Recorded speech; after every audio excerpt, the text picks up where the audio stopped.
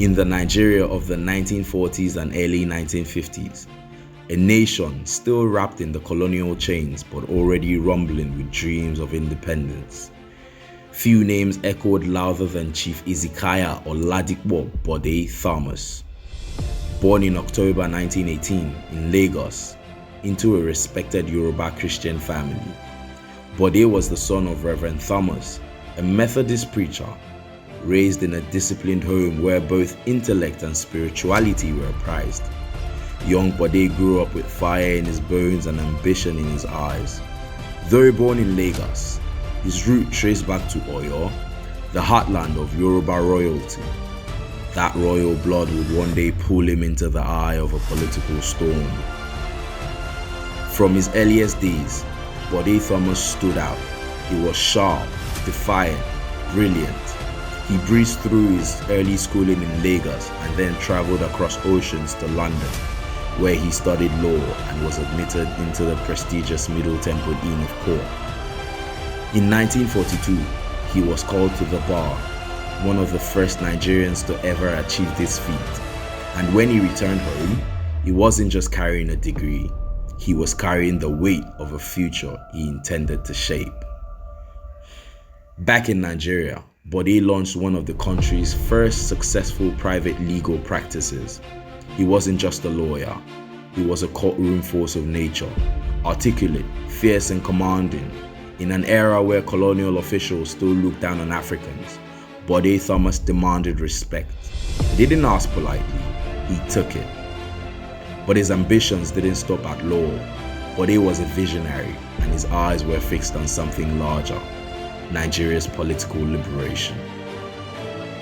In 1951, alongside giants like Obafemi Awolowo, Samuel Ladoke Akintola, and Ayo Rosiji, Bode co-founded the Action Group, a political party that quickly rose to power in the Western region.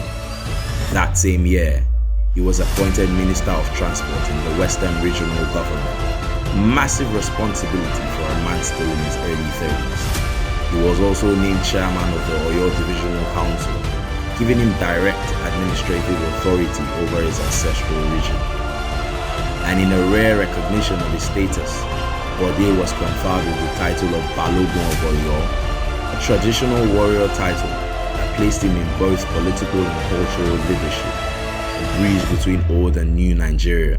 But that bridge would soon collapse. You see, Bode was many things: brilliant, brave, and unrelenting. But he was also a blunt, proud, and sometimes abrasive.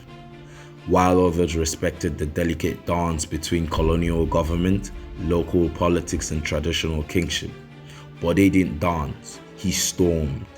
And that storm would soon clash with one of the most sacred figures in Yoruba culture, the Alaafin of Oyo, Oba Adeyemi II.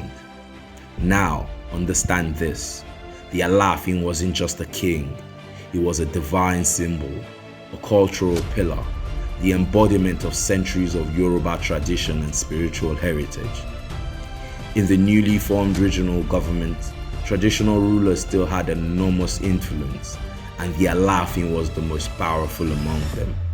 But Bode, he had little patience for inherited power. He believed in merit, modern governance, and reform. He saw tradition as something to manage, not something to revere. As the chairman of the Oyo Divisional Council, Bode frequently chaired meetings attended by the Alaafin himself, but tensions grew. Bode reportedly addressed the king without the traditional honorifics. He interrupted him, challenged him, criticized him openly. What others whispered, Bode shouted. Then came the day, the moment history would never forget. Oyo, 1953. The council chamber is full.